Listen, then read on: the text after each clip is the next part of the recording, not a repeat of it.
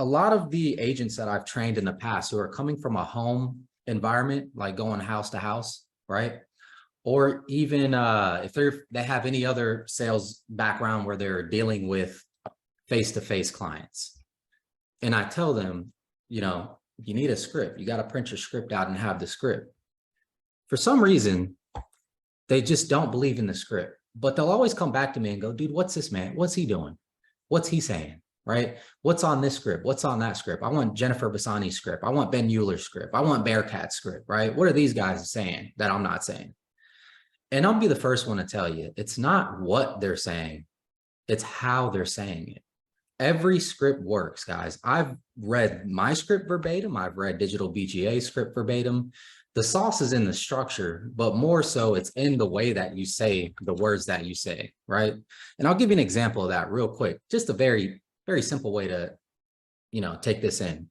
Let's say you're a kid, right? And you're outside playing. Your mom goes, hey, James. Hey, James. You might hear that voice and go, oh man, dinner's probably ready. Or what if you're outside and you hear, hey, James?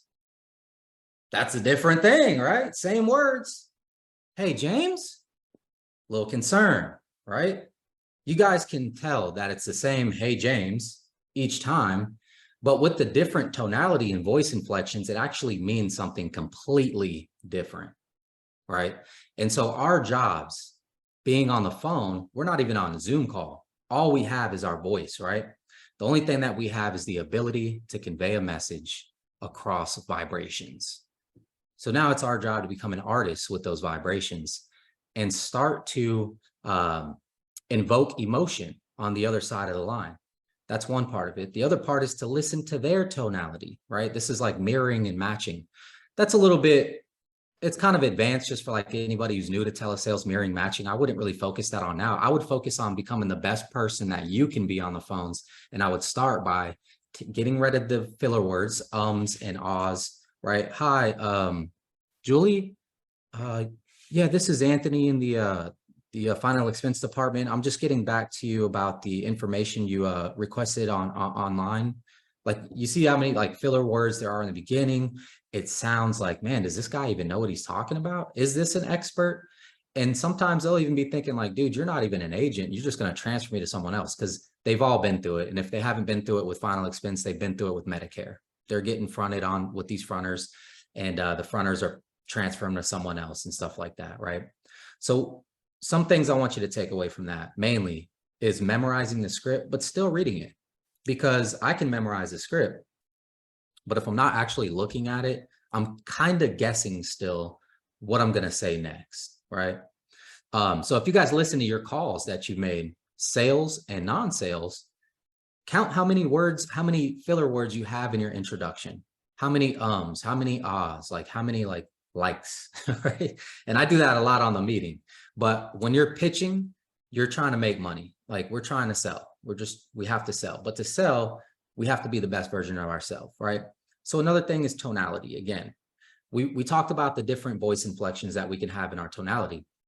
There's two different cadences, one for inbound, one for outbound, right? And the only thing I want you guys to focus on is if you're doing inbound, the client is going to be coming in hot, right? The interest is already there. They might be talking quicker than you. So we just have to take control of that conversation as soon as we get the opportunity.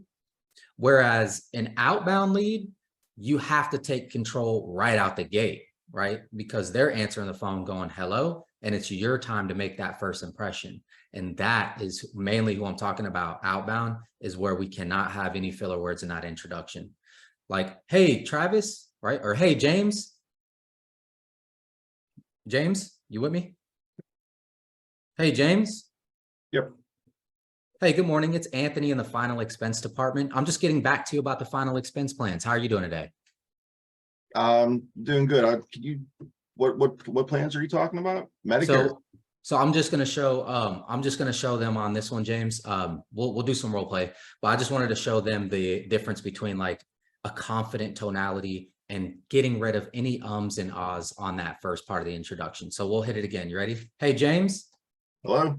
Hey, this is Anthony. I'm just getting back to you about the final expense plans that you had requested information on before. Do you remember? Right? You guys see the lack of confidence, like you're like, what? And then you like kind of want to hit them with an objection, like, are you sure you got the right person? And I'm going to share with you guys some calls too, real quick. So any questions on that before we move on to some live calls? Cool. I need to share the screen. I adopted a formula.